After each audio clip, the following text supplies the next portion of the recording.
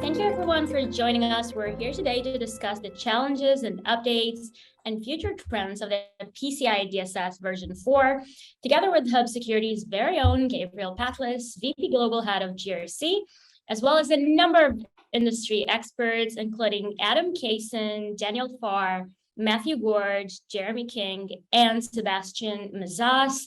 Thank you all for being here today. We'll start our webinar with a brief introduction from you, Gavriel Patlis, and then our panelists will each get the chance to briefly introduce themselves. Afterwards, we'll get into a bit of a deeper discussion on everything related to the security of the future global payment system. And as usual, we'll leave about 30 minutes at the end of our discussion for a short Q&A. So if you have any questions throughout the discussion, feel free to drop them in the Q&A section below, and we will get to them later on. Now we have an impressive lineup of panelists, and I'm excited to have them introduce themselves. But first, a few words from Gavriel Patlis. Thank you. Gabi, it's also okay. Thank you. Okay, so my name is Gavriel. I'm the head of GRC in Hub Security. I'm working in Hub Security, or actually it's ComSex that was acquired by Hub Security a year ago for 6 years. I'm a QSA myself and also a lead auditor for ISO certifications. That is about myself. And today we are going to discuss about the shifting from version 3.2.1 of the PCI-DSS to version 4. Thank you, Jeremy, for approving. I find it very, very exciting because there are a lot of changes in the new version of this standard. Many things happened since the last version, the 3.2.1, that was published, I think 4 years ago. And usually the PCI is publishing a new version every 3 years, but amid the coronavirus, many things happens actually. One of them, a lot of threats were occurred during the pandemic because people were working remotely. And also the PCI has to change the way that the assessment has to be performed. So for instance, the on-site assessment has been shifted, and now it is possible to do the assessment remotely. So in general, that's what we are going to speak about today. Thank you, Maura. Thank you, Gabby. We're glad you could be here with us today. Now I'd like to take a few minutes to do a quick introduction, starting with you, Adam. Can you share with our listeners a bit about yourself and your field of expertise? Absolutely. And first off, I wanted to thank the whole Hub Security team for organizing this. I think we've got a fun panel here, and this is going to be an exciting discussion. But a little bit of background about myself to start. My name is Adam Cason. I'm Futurex's Vice President for Global and Strategic Alliances. A little bit of background about Futurex. We're a manufacturer of hardware security modules, or HSMs, for payments, for general purpose. We also do key management. So we're very firmly entrenched in the PCI space. And so I've been with Futurex about 15 or so years now, and I'm based out of our Texas headquarters. Great, thank you, Adam. Jeremy, hi. Hello there. Yes, thank you again for organizing this excellent webinar. So my name is Jeremy King. I'm the Vice President for Europe, Middle East and Africa for the PCI Security Standards Council. I've worked for the Council now for the last 12.5 years, and it's been a really exciting journey from the early days of really just trying to get organizations to stop storing data, to seeing how technology and the ways in which organizations share information and the different payment methods that are coming along, to see really how payment security has changed in those years, but also unfortunately how the criminals continue to attack us in ever different ways. And as a result of that, as Gavriel said, we have had to update our standard to reflect both the changes in technology, but also the changes in how the criminals are attacking us. And hopefully with DSS 4, we are really helping to improve payment security. But obviously that's going to need the support of everybody, both on this panel, but also those who are listening in as well. And I hope together we can do that. So thank you very much for arranging this, and thank you very much for those who are attending. Thank you, Jeremy. Matthew, you're next. Thank you very much. Hi, everyone. My name is Mathieu Gorge. I'm the founder and CEO of VigiTrust, which is a provider of GRC SaaS solutions for PCI, GDPR, and many other security frameworks. I've been in cybersecurity for about more than 20 years now, and I've had the privilege to work with some of the other panelists here. So hi, everyone. Nice to see you again, and nice to meet the other ones. My claim to fame is that I wrote a book called The Cyber Elephant in the Boardroom, which is essentially a book about how we decipher cybersecurity for the board, and we try and address cyber accountability as a business risk. As we know from PCI, accountability is key, and there's various stakeholders that need to be involved throughout the process on an ongoing basis.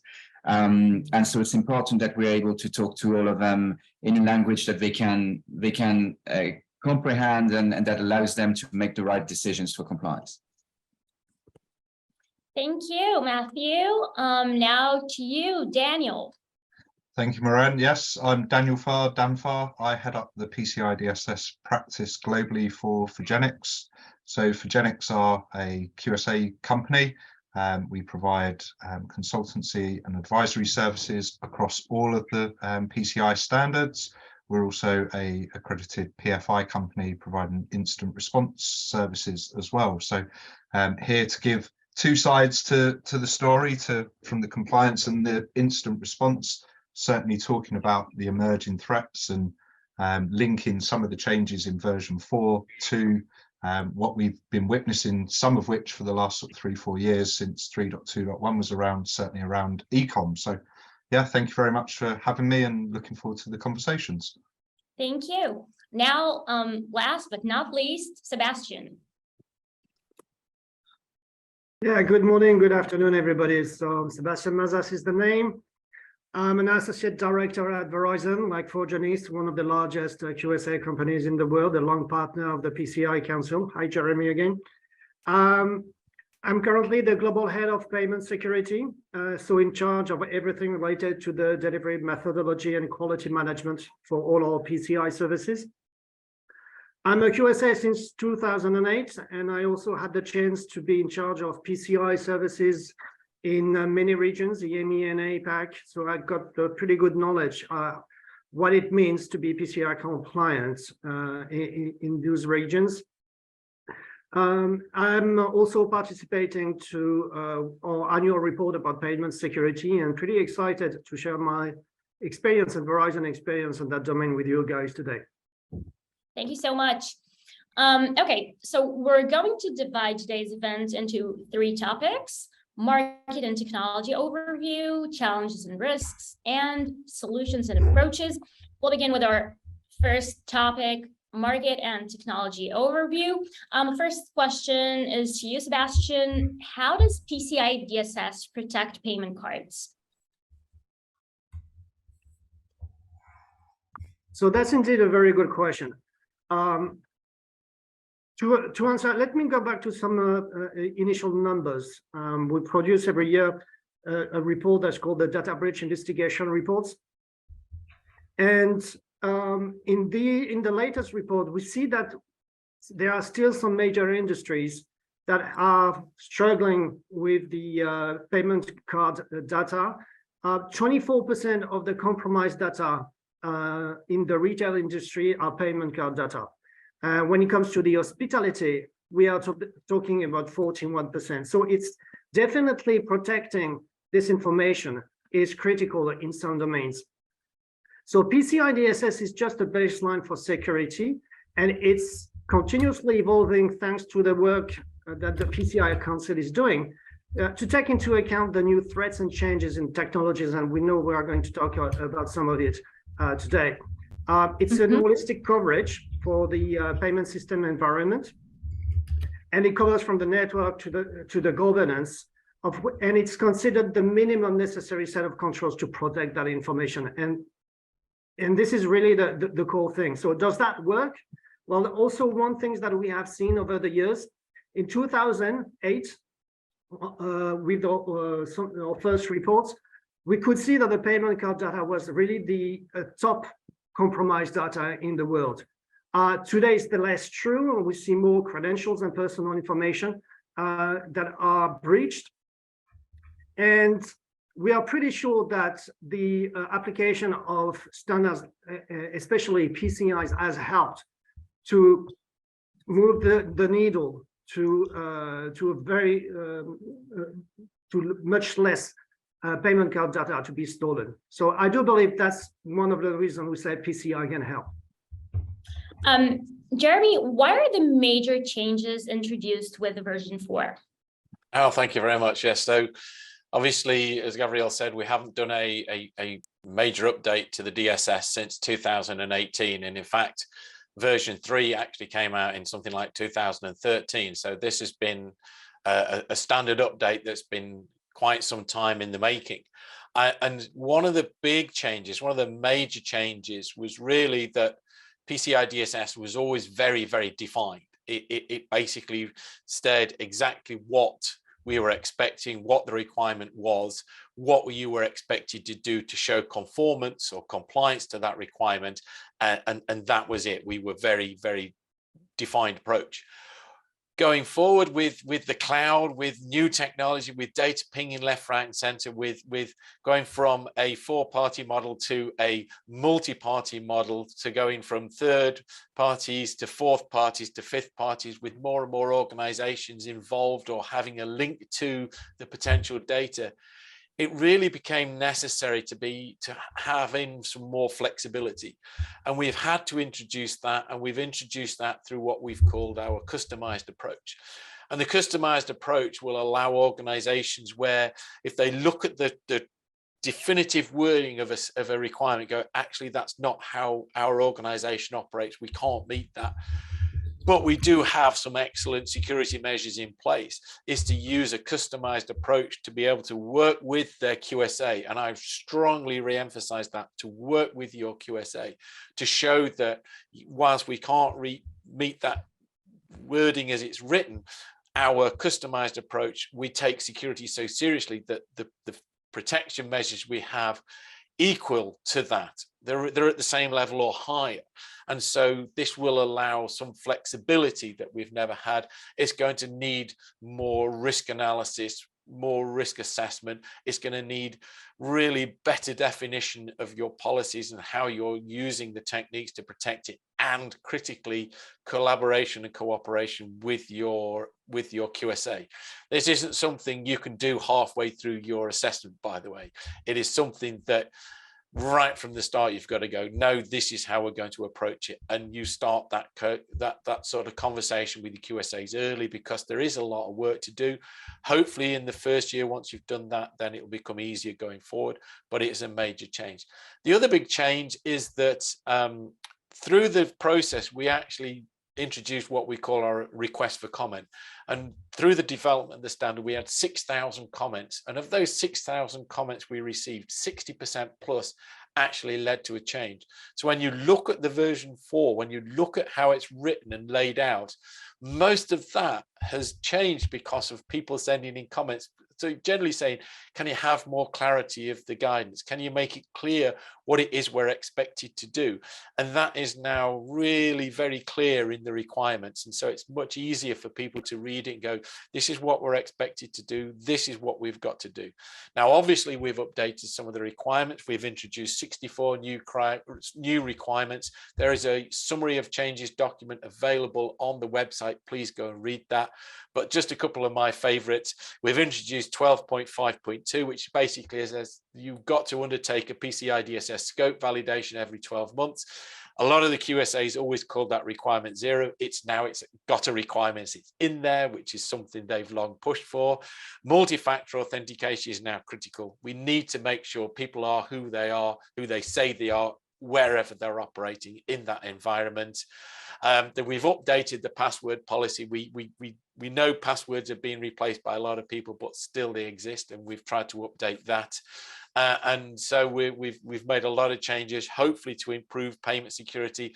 Again, if you've still got the defined approach, if you still like that, that's still there. If it's difficult, we've got the customized approach. So quite a lot of reading, quite a lot of reading, as these guys know. They've been burning through that for the last 3 or 4 months, if not longer, but some good changes to help improve payment security. Yeah, I would like to add, Jeremy, when customers are asking me what's the changes or the difference, I say the previous version was 149 pages and the new version is 360 pages. So that's it.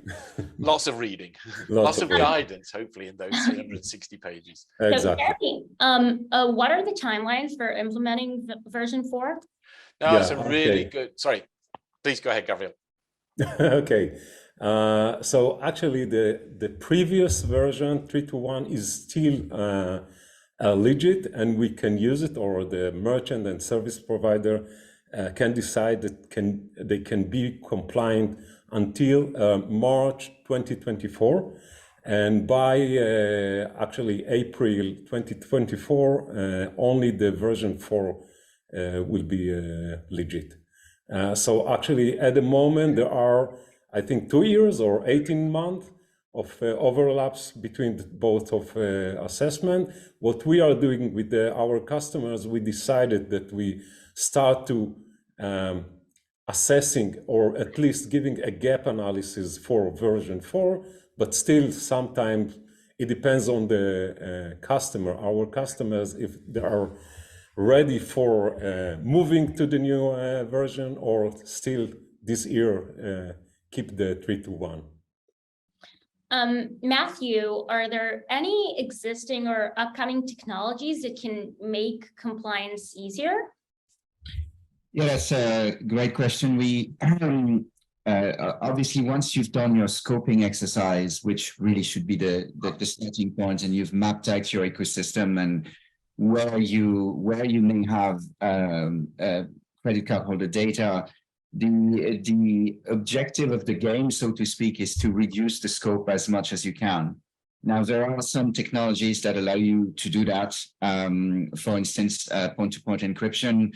And as Jeremy was saying, it's great to work with QSAs because they can help you reduce your scope. I don't really like the word descoping, because I don't think you can descope. You can reduce your scope. The only way to descope is to stop taking credit card payments. But you can use technology to reduce the scope, to tokenize, to render the information unreadable to potential hackers and so on. So point-to-point encryption is definitely one of the technologies that's out there. Tokenization, whether it's in the cloud or not. But also, you should also look at technology to help you improve the process of becoming and remaining compliant with PCI. So obviously, integrated risk management solutions, governance solutions, but also a requirement that a lot of folks seem to not associate with technology would be anything that has to do with training, right? So requirement 12.6, for instance, unless it's changed in the latest version, but I don't think it has. Maybe the QSAs or Jeremy can correct me on that. But the one that says that everybody that has access to credit card holder data needs to be trained upon hire and once annually, you can do that through e-learning. You know, you can do that through automated training. You can do certification. You can do a lot of different things. And so when you take the pure technology stack and then you look at governance, risk compliance, and e-learning, there's a lot of the work that you do with PCI that can be automated. The other thing is, I always say that security is a journey and not a destination. So with PCI, every year you get the opportunity to demonstrate that you're in compliance. And I say the opportunity, even though it's a requirement, it is an opportunity for you to demonstrate to your clients, to the regulators, to enforcement bodies, that you're taking security at heart. So when you do this, wouldn't it be better if you could use a solution that will prompt you to look at all the changes and all the controls that are repeated throughout the year? So you have daily, weekly, quarterly, monthly, and yearly requirements within PCI. So you can also automate that process. So I think technology is really here to make the journey easier and to simplify it. Now, a bit from a broader perspective, Adam, when it comes to moving payments to the cloud, what are some of the biggest trends you're seeing? Yeah, absolutely. That's a great question. And, it's interesting looking at the role of the cloud and how the hyperscalers in particular have really transformed a lot of how information is processed and how things are done in the modern day. And one of the things that I've seen over the last really about 2 to 4 years in particular is a much faster push to start moving payment workloads out into the various public cloud providers. I think AWS, Azure, Google, others out there. And so this is clearly a market interest. I think for a lot of the standard reasons why companies would look at the cloud for general enterprise workloads, these also apply to payments. But there are some unique considerations there that I think are interesting. And I did like what was said earlier about involving QSAs in organizations' payment journey and compliance journey as early on as possible, because that really is something where, especially when you're looking at new things. So for example, moving payment workloads out into a cloud provider, being able to really understand how that all fits together with your PCI side of things, with your overall business goals, and make sure you're tracking in that same direction is important. But one in particular that I think organizations are realizing, one particular benefit that is that in using service providers for some of these, whether it's for the payment application hosting side or on the hardware security module side for the cryptography and key management angle, particularly for PCI Pin compliance, involving third-party suppliers for that or service providers is often a de-risking activity in a lot of ways.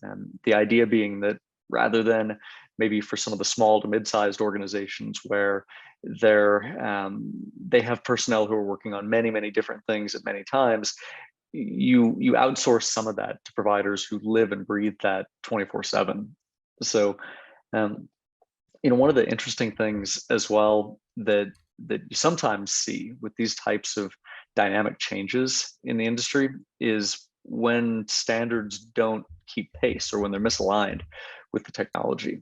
And I think with PCI, we've seen something very different, where the PCI standards are doing a pretty impressive job of keeping pace with some of the trends out there related to moving to the cloud, to pushing payment security, to external service providers. And it's been interesting to see how that's continued to progress. And it's nice to see that there aren't really any roadblocks, at least from what we've seen so far. What are the new technologies we expect to see in the future of payments, Daniel? So I guess from a payments perspective, the cloud's been mentioned a fair bit.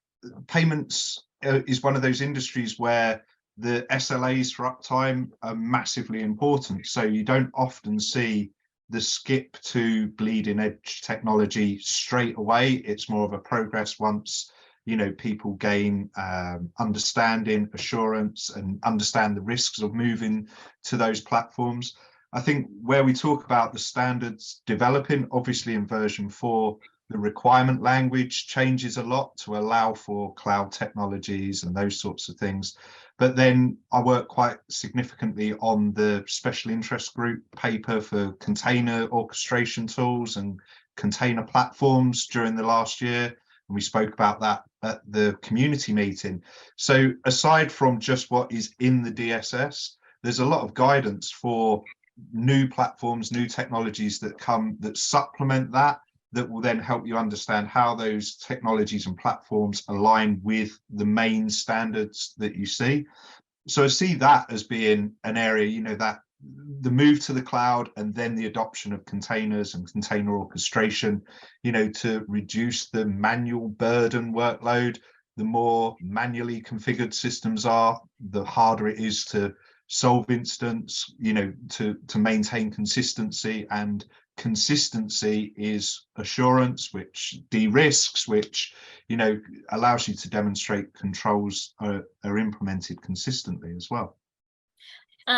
We have a question from our audience. How much would PCI Pin change along with PCI-DSS? Jeremy. Thank you for that one.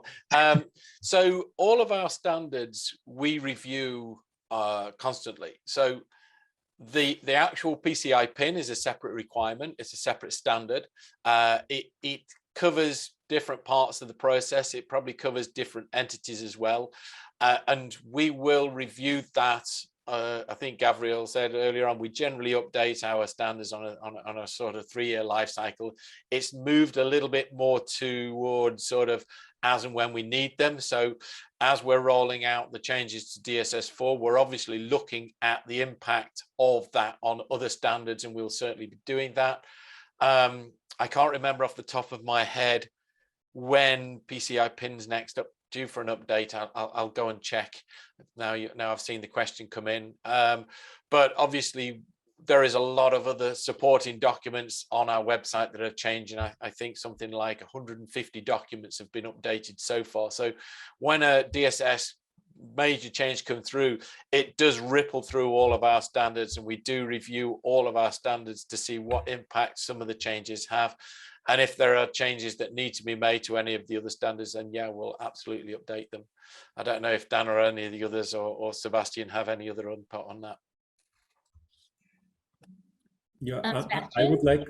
Yeah, oh, Gabby. Sorry, I would like to add for the previous complete what Daniel said. If we remember, we had the PCI-DSS that was expired actually on October.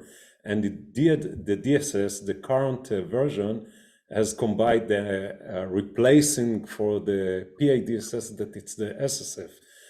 It means that nowadays the PCI-DSS requires to leverage or to be more updated with the more application security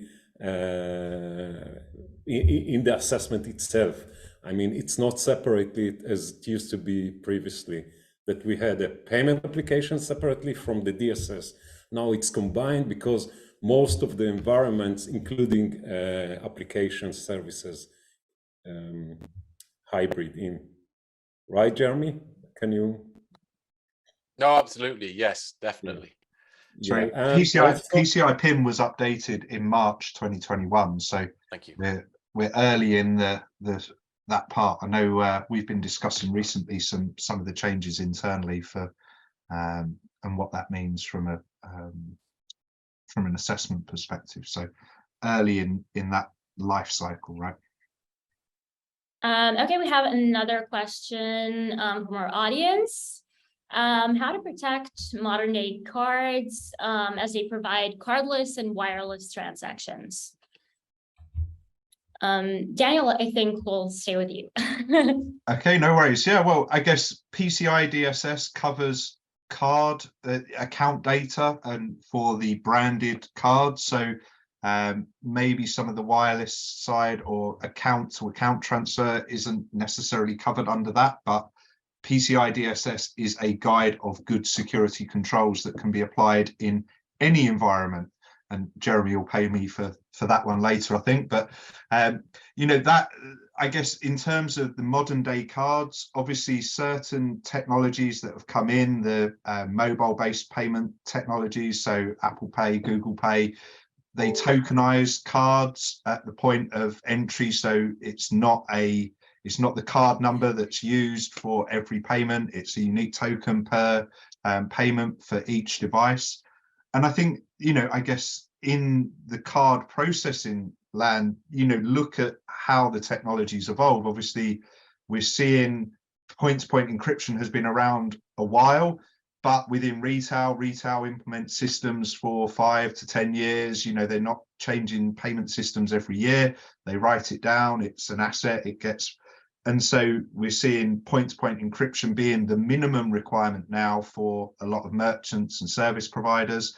Those alternate payment methods link into those as well. So, we see that a lot. I think when you look at the other work that the council do, which is outside of the DSS, the MPOC, the CPOC, which are for mobile-based payments, mobile payments, pin on glass, to evolve the technologies that are used within the payments industry. So it's to be aware that the standards that are available are wider than just PCI-DSS, and there may be others that support the needs that you're looking at.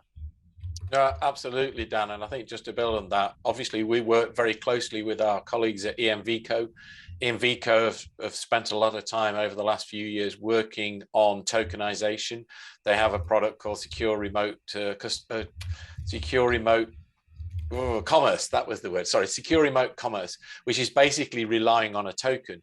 Now, from our perspective at PCI, we think that's fantastic because it's removing the PAN from that environment, therefore removing the opportunity for a criminal to be able to steal data that they can reutilize. In exactly the same way as Dan said there with the point-to-point encryption, we remove the PAN from the criminal to be able to do anything with. What does that need? Well, it starts relying on some of the equipment that Adam is manufacturing, the HSM, so that we can have secure encryption, secure decryption. We can validate the security of that equipment. We can validate that it's being used properly by those entities that are using it. So then, as Dan said, we've got the end-to-end security. We know that the data is of no use to the criminal if they can obtain it. The same as well with the tokens used in the Apple Pays, the Google Pays. We've moved that data that's of any use away from it, so it makes it a much more secure and a safer shopping environment. And from the council, we can look at and ensure the security of where those two bits of data come together. So the token service providers, we can ensure and assess and validate those to make sure that that data is being looked after and secured when it does come together. So again, it's utilizing the technology, it's working with these organizations and the vendors and the developers to be able to ensure that we can have this really sort of end-to-end security. And again, that is beginning to show progress. When you looked at the UK fraud figures, e-commerce fraud is finally beginning to fall, and that's something we're all very proud of, because a lot of people have been working hard, but there's still a lot more to do. We can't let up on from that. And as Dan said, the criminals move to other things. Use the DSS. It is a good data security standard, so please use it. Gabby, if issuers, payment gateways, and merchants are so different, how can they be measured by the same standard? Aren't standards somehow generic? Okay, that's a good question. So generally, there are service providers and merchants. Of course, there are also issuers and acquirers. But the standard defines first, we have levels, 1, 2, 3, 4, and we have a service provider and a merchant. A service provider can be level 1 or 2, and all the merchants can be upon the amount of transactions they are processing per year. And it depends on the payment brand, which level they are. But generally speaking, we have a standard with all the requirements, and depends according to the business. Okay, there are a different kind of assessment. What does it mean? For instance, if the merchant does not in any way store the payment the credit cards. So he might be using SAQA or SAQAEP. Okay, so first of all, the company, the entity has to figure out for which level he has to stand, and then for which type of assessment he has to go. There is a guidance in the PCI library that each entity has to figure out. Usually the entity that decides is the acquirer or the payment brand, actually, because many times the customers are asking us which level do we have to go or which assessment do we have to take. So we are asking them, go to your acquirer and ask him which type of assessment you need to go. Okay. Okay, thank you. Okay, this is our second topic now. Moving on, challenges and risks. And Daniel, what are the challenges or risks being addressed by version 4? Daniel? Sorry, subject to mute. I think there's definitely a broad set there. If we talk about a few specific examples over the last 2 years with the pandemic and the switch to online, the e-commerce space has grown massively. With that, the data breaches that go along with that. We've seen, as I've mentioned, that we do PFI services, so we do the forensic incident response in the event of a data breach. And for a number of years, not just the last 2 years, we've seen the manipulation of payment pages, the redirection of payment pages, you know, the scrapers, etc., being on e-commerce sites. And if we look in the version 4 changes, there are specific requirements now that pick up and address those risks and how that can impact smaller merchants, which, you know, whilst we mentioned, Gavi mentioned before around the use of self-assessment questionnaire A, which applies largely to e-commerce merchants that, you know, use a hosted payment page or an iframe. You know, if you look at that model previously, they had to do some level of configuration to their systems. They had to patch their systems, have a password policy, and monitor their third parties. All good things, you know, we're not saying they're not, but now we're adding in the monitor the payment page, collect logs, you know, make sure that any scripts that are run on the site are approved, and monitor that the payment page being used is the one that you intend. Because those are the things that we've seen evolve over the time, and we know there are controls that we can put in place to specifically mitigate that risk.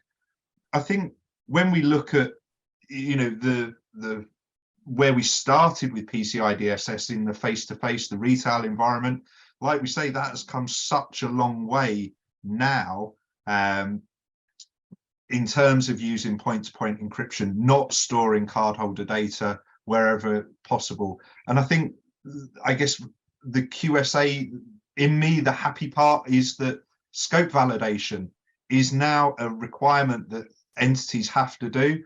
And the biggest thing, you know, the biggest challenge in a PCI-DSS assessment is getting the scope right.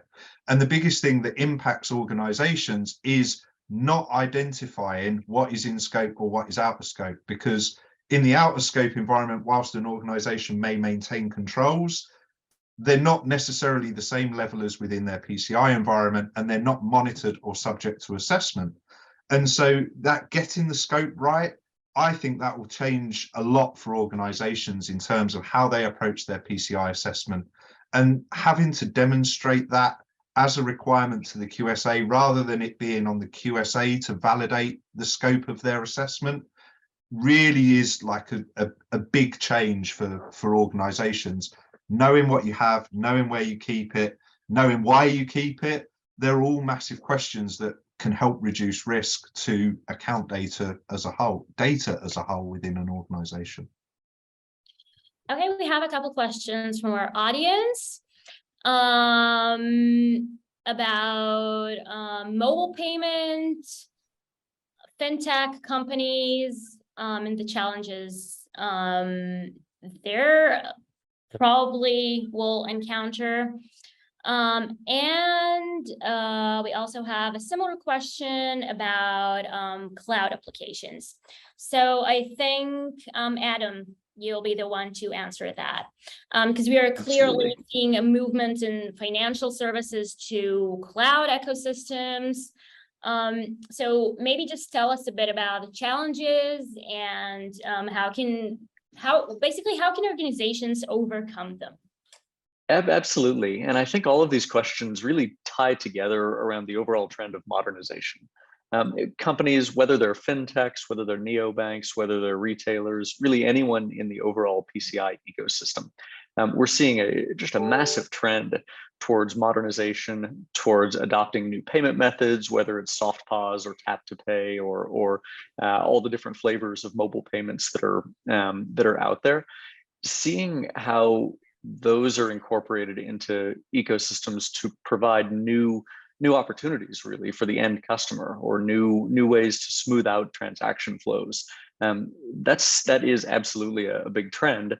Now, looking at some of the challenges that the fintechs see, I think one of the big ones, especially as it relates to the cloud or really what fintechs are doing in general, is deciding what they want to be experts in and what they don't, especially for newer organizations. And I realize not all fintechs are new or in startup mode or anything like that, but a large number of them are that we see. And some of the more successful ones are the ones who are able to, in addition to providing a great product, to look and look internally and say, yes, we are good at doing this. We need to focus energy on this. And no, maybe it would be better if we relied on some external expertise for that.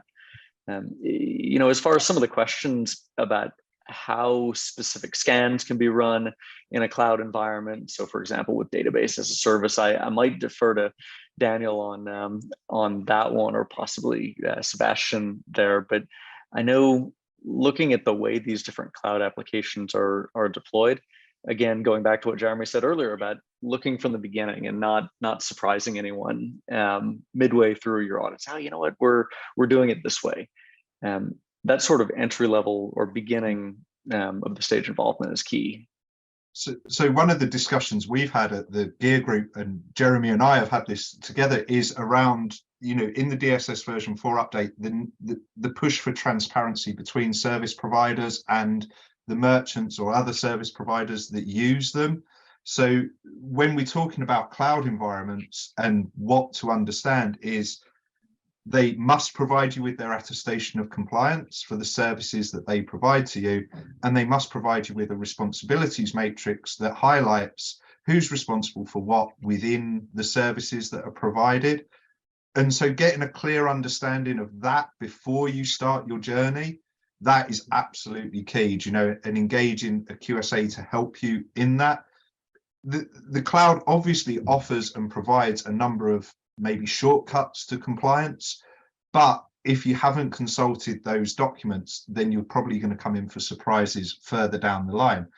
As for whether you need to run ASV scans, etc., it is a case-by-case basis depending on the services that you provide, because some of the services may be provided by your provider, depending on the model that you deploy your solution within, but that may not replace the need for, say, code scans or application vulnerability assessments or application pen tests.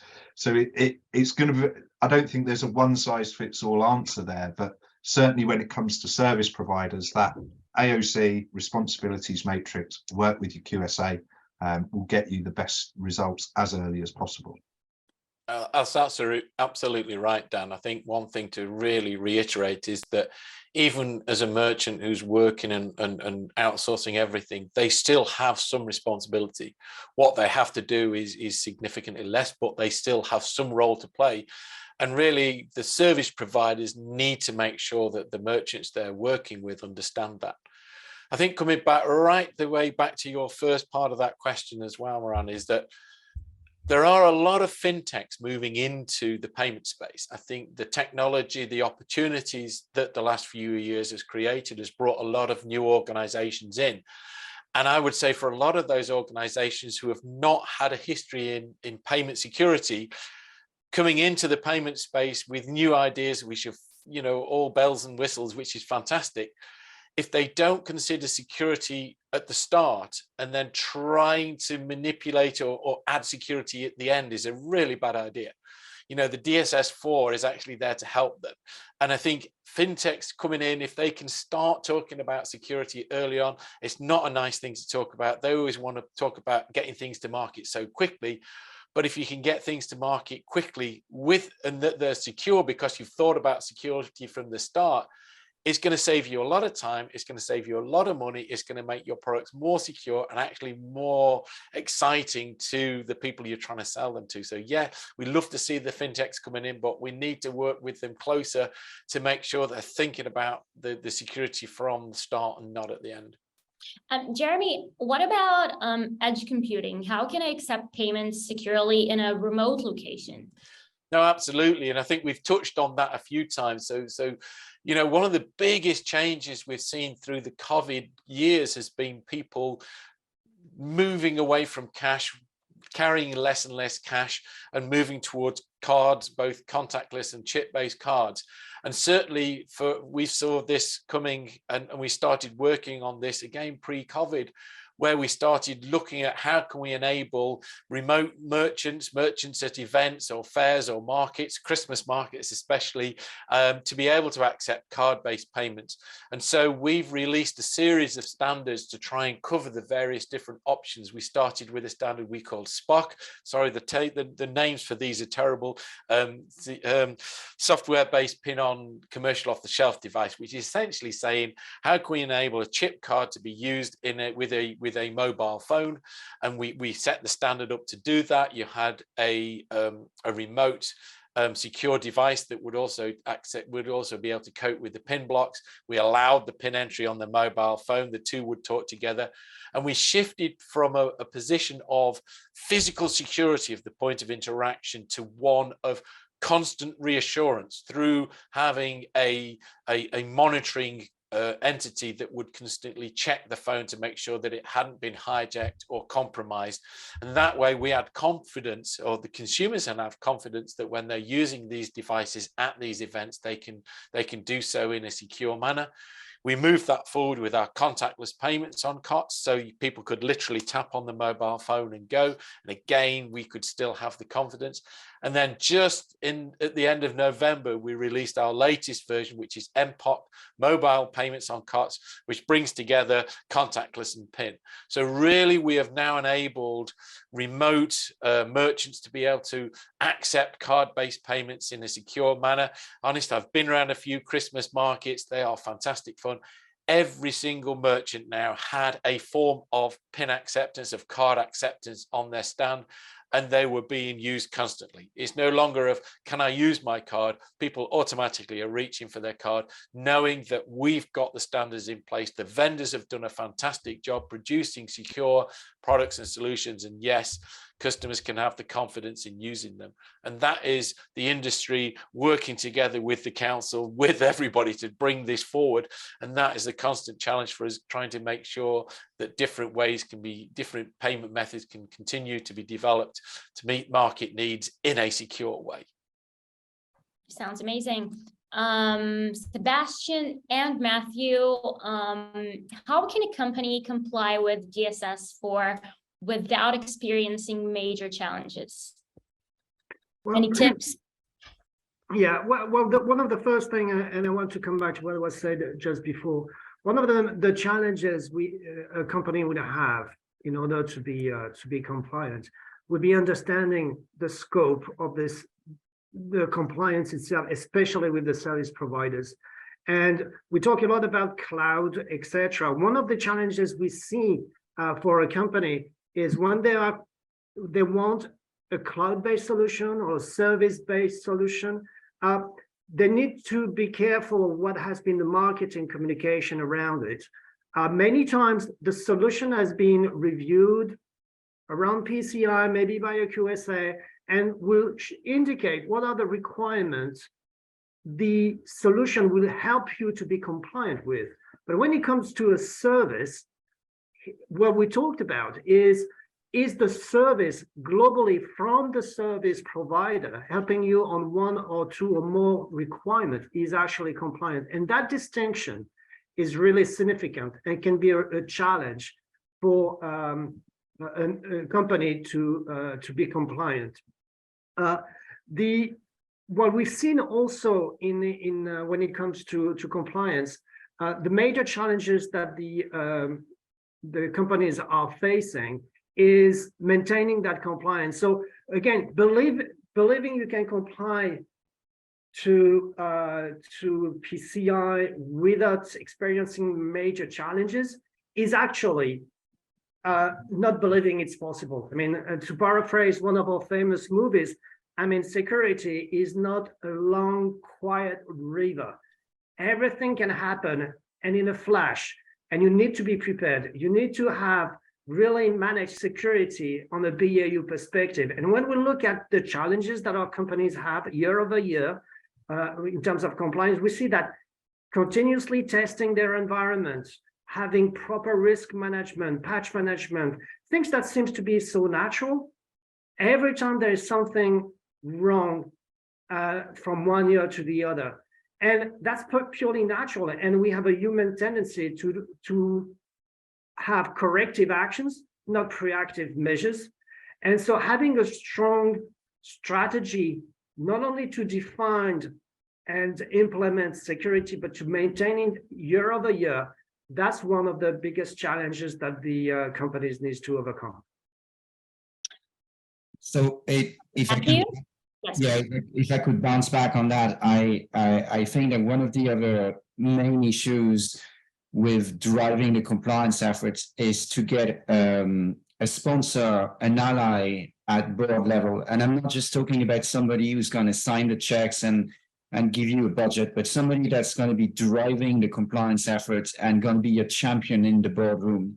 And unfortunately, what tends to happen in the boardroom is that the board goes through what I call the 5 stages of cyber grief, which Jeremy and I'm sure Sebastien are very familiar with, where the first one is, denial. The board says, PCI, don't want to hear about it. That's not our problem. What we want to do is we want to drive efficiency. We want to create profits for the shareholders. We want to create employment and so on. So leave us alone with PCI. Then comes the anger. And the anger is, you again, why are you talking to me about compliance? I gave you money to hire a CISO.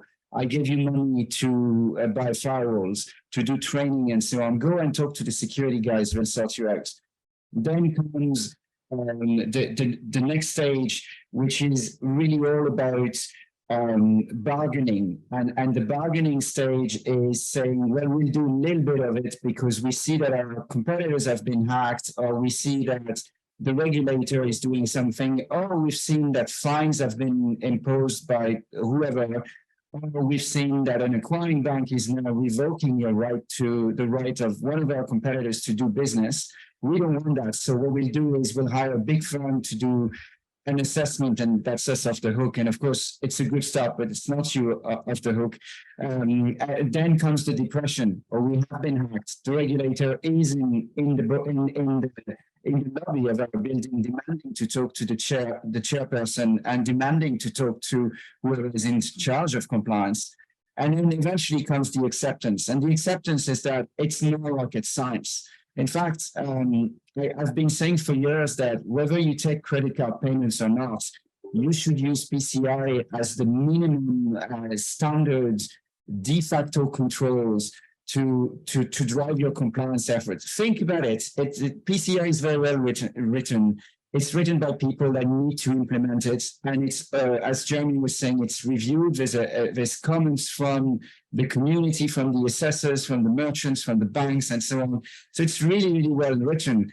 And so if you don't know where to start with compliance, you just take PCI and you replace credit card holder data with sensitive data, and there's your initial drive, right? Of course, you can go beyond it, and some of it won't apply. But the reality is that it's really not rocket science. And between confirming the scope, reducing the scope, putting the right technology in place, and making it a continuous journey. There's no reason really not to comply at this stage. I would like to add that from my experience or our experience, we are guiding, or we are in the journey, as you are using the word, all around the year with the customers. It means that we are not meeting the customer only a month before the assessment. We have companies, we have entities that we are guiding. We just finish 1 year, they receive the AOC, and immediately we start the next year assessment. It means that it takes hundreds of hours, it takes months to be compliant, and always the environment change.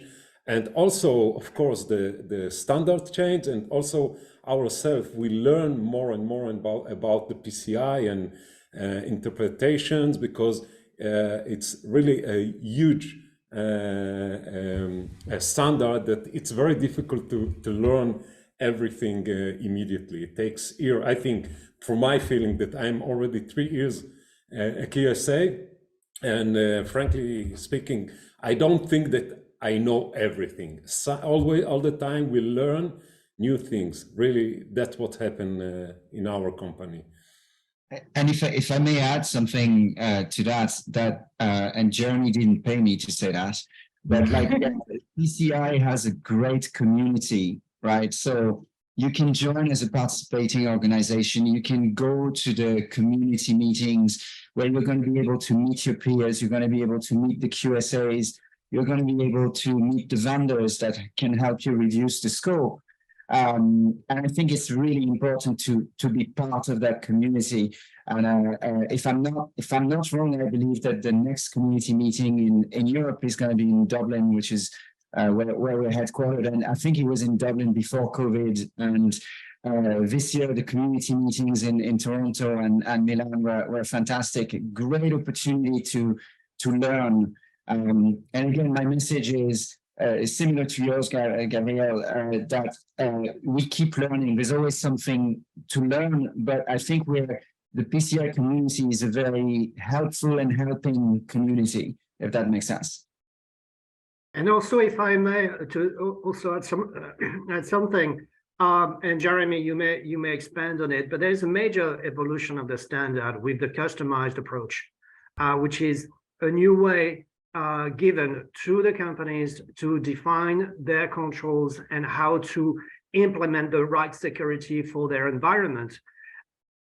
Saying so, that sounds great, but that's definitely something that you need to start now, 1 year minimum before your next assessment, because it's not something that you're going to be able to use when the auditor is going to start. So again, it's a long journey, it's a complicated journey.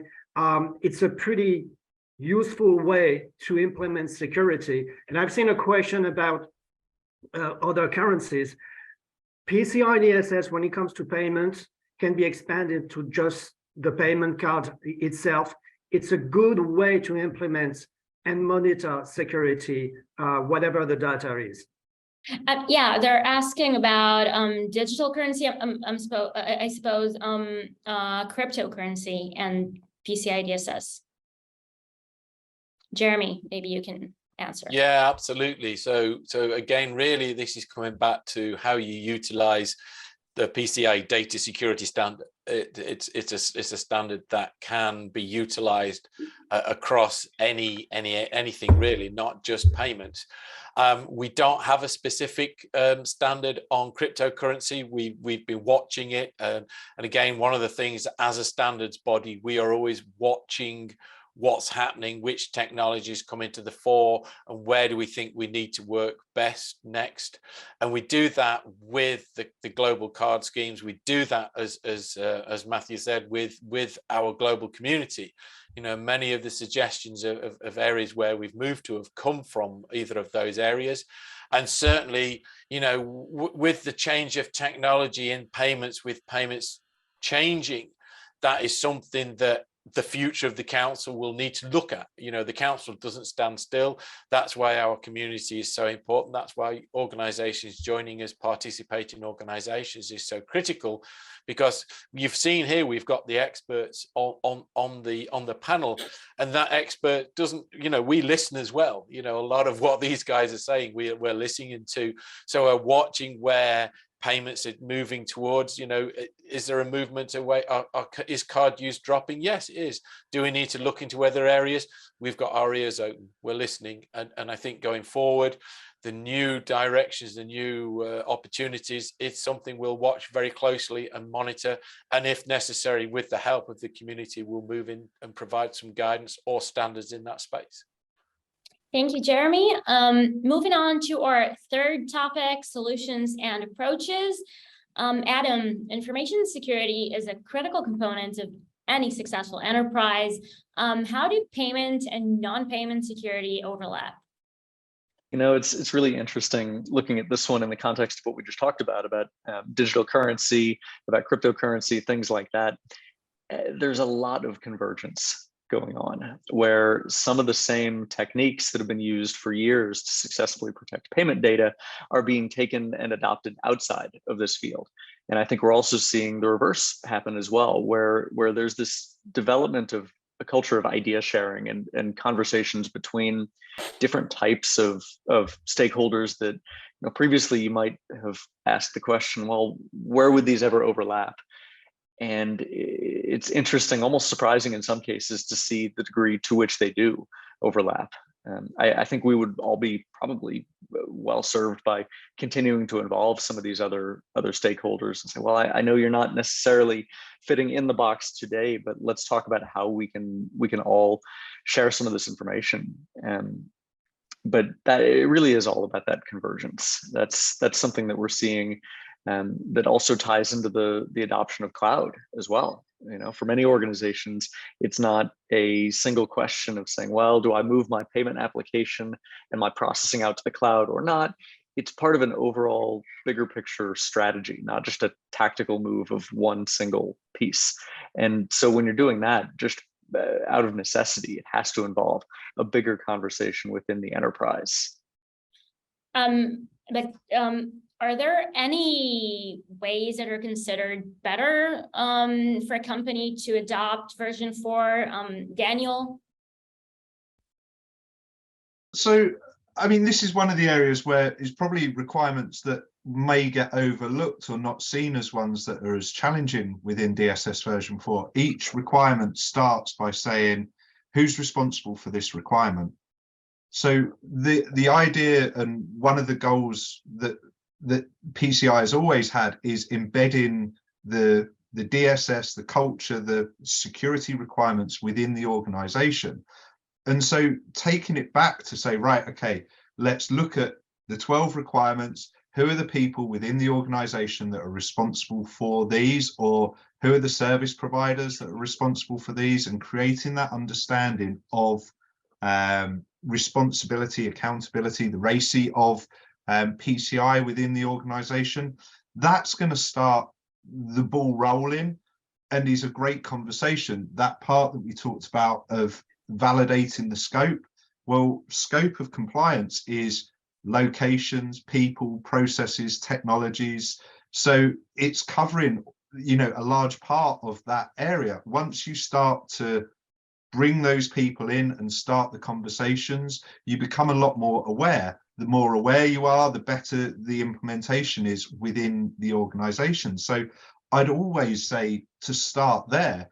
Don't necessarily try and jump in or just look at all the new future dated controls and the requirements that apply to those.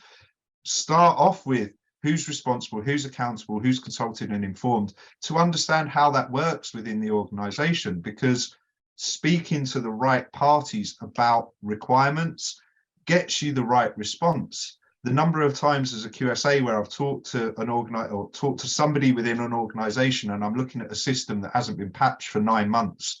Well, it's not been patched because the owner won't let me patch it. And then I go and talk to the owner and I say, why are you not patching your system?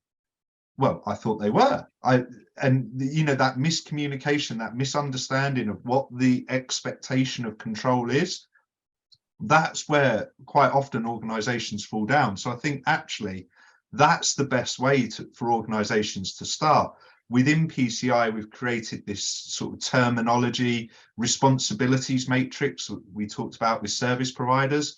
Having a responsibilities matrix internally for your stakeholders, the people involved, I think that builds on where PCI 3.2.1 started, with a charter of responsibilities for PCI, to then really go and push that through and say, okay, we've got the charter, we set out the importance of PCI at the board level and set the expectation of, you know, the support and the encouragement for the program. Now we're going to drill down into who's responsible, accountable, consulted and informed, so that when controls fail, there's a process where you can escalate and you can document. You know, a big update in the DSS talks about where time-bound controls fail. It's not necessarily a straight failure in PCI. As long as the organization identifies the failure, they have a process to identify, they have a process to then remediate and monitor moving forwards. That's the expectation of PCI. So I think they're the things that I would build on to be compliant with version 4. Gabby, your take on version 4? Sorry, again? Your take on version 4 on compliance? Yeah, okay. I think Adam elaborated and explained very well. And actually, it's written in the standard itself. Scoping is the most important stage in order to start the assessment. Without scoping, you cannot jump into it because you have no idea what's even what's feasible and what's not. Because sometimes some of the requirements might be not applicable in some stages.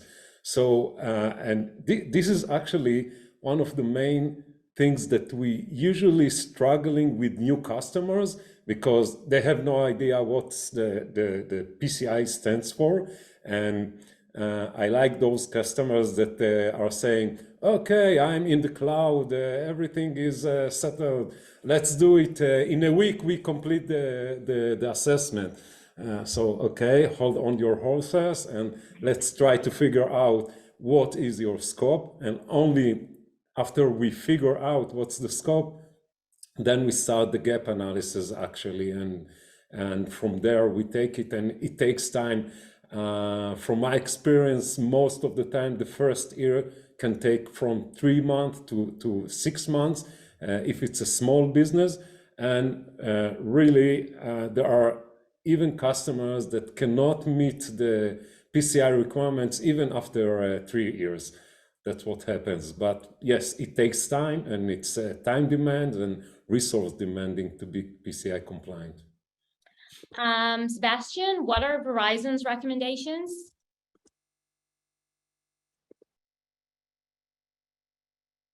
I believe a lot of things have already been said, and Dan make a good introduction of what is important if we want to be compliant. Gabby also mentioned a very important thing. It can be a very, very long journey. We had customers that took more than 7 years to reach compliance.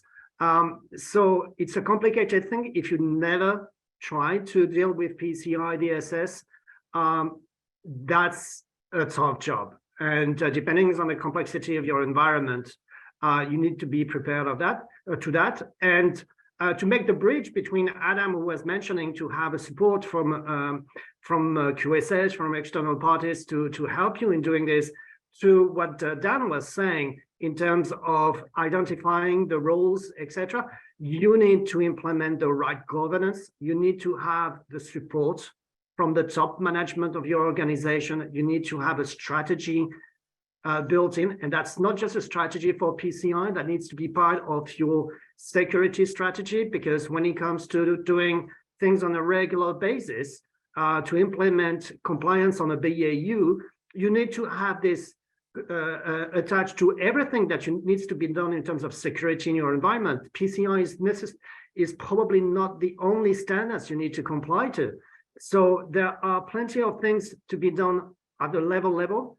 And if we need this to be done, exactly as Dan was saying, so many times people think some things is done, but nobody has been given the direction to do it and be made responsible for it to happen. And that's really comes right from the top and the strategy from the company. So again, the first thing I would say today, aside from that sound strategy, is act now. PCI 4.0 is even more complicated than compliance to PCI 4.0 is more complicated than PCI 3.2.1 is. So the first recommendation is start now with 3.2.1. And if for any reason, as I said earlier, you think that the customized approach compared to the standard approach that 3.2.1 was using, if you think the customized approach is your solution, definitely get in touch with your QSA company that helps you with that and help you now, because that's not something that's going to take you just few weeks or months to achieve. That's a very, very long road. Thank you. Jeremy, what else is new from the council?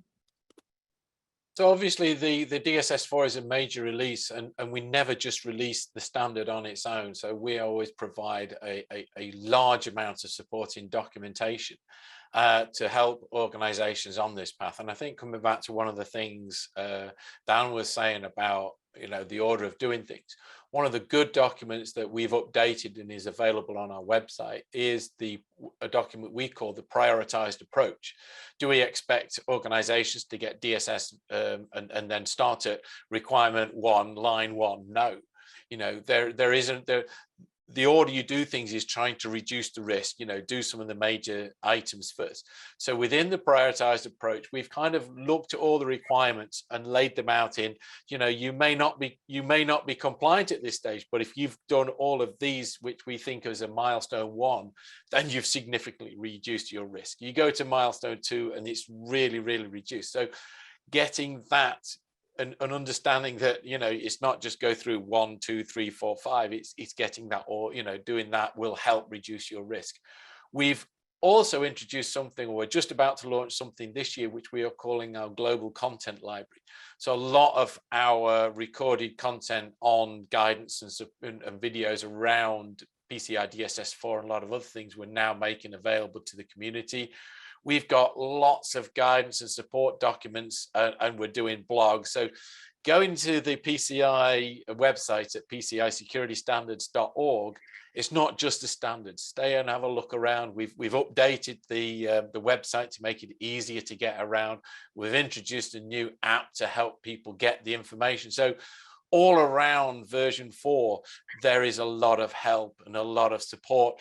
And again, you're not on your own. We have all of our QSAs have now, or, we've made training available, and majority of QSAs have now had version 4 training, which is a requirement. So they're there to help you as well. So it really is, you're not on your own. You have got a lot of help and support, and do reach out and use that help, because yes, it is a major change. You do need help. I think Gavriel said earlier on, it's like, do that gap analysis now, so you know what you've got to do, so you can get those changes in place. So you can go, as Mathieu said, you can go to the board and try and take them through those five levels of pain to acceptance that yes, these are things we have to do, and then working with your QSA will help you on that journey.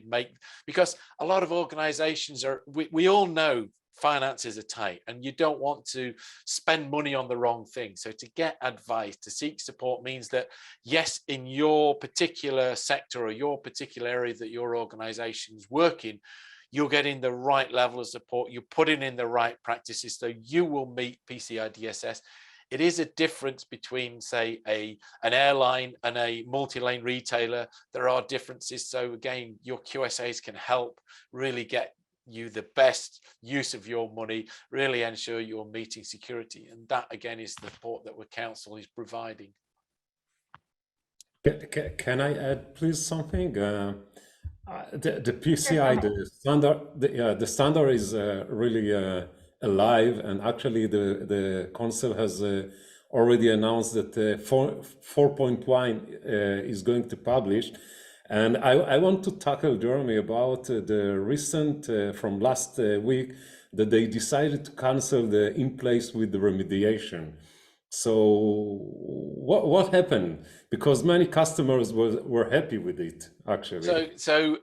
It was interesting. Yes. I'm definitely happy to explain. So essentially, when we were developing this, we came up with the concept of in place with remediation. So essentially, because as you've heard from the guys, when they're doing an assessment, that assessment isn't over in one day, it can be many months. At the start of that assessment, they may see that something wasn't quite right and actually needed fixing, and the merchants go, oh yes, we can fix that quite quickly.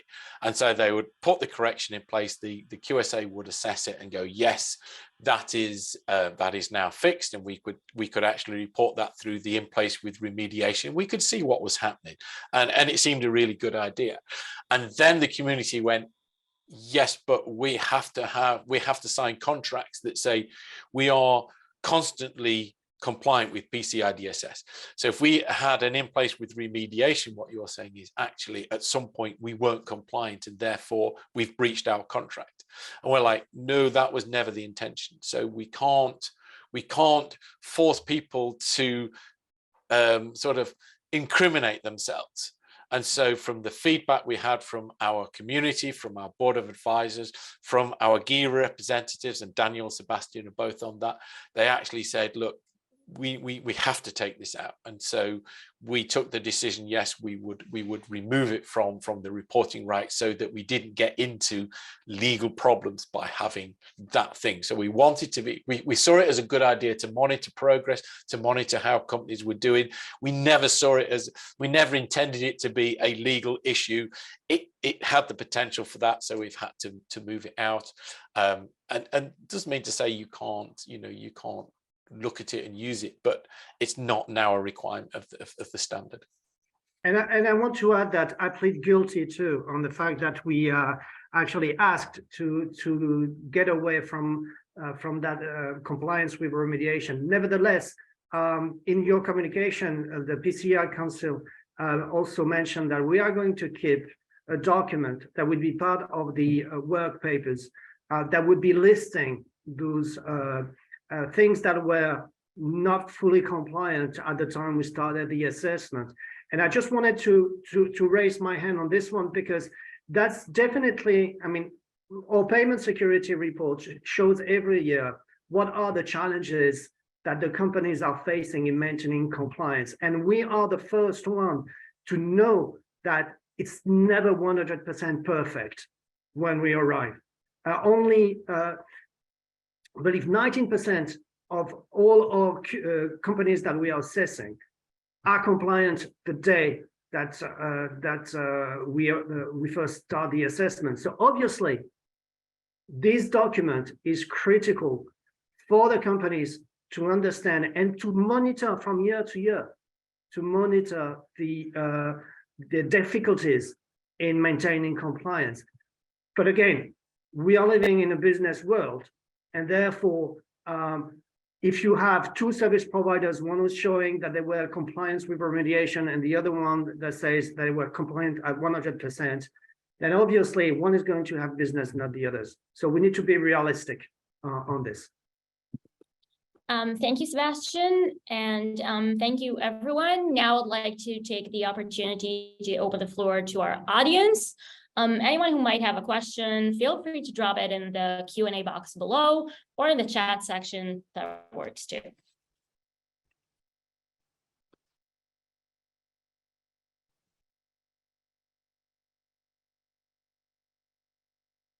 Any questions? I read there is a question about a service provider that is level 1, and he has a service or a merchant, an entity that is a level 1 rogue, and he has a service provider, and whether the service provider can be level 2 or SAQD.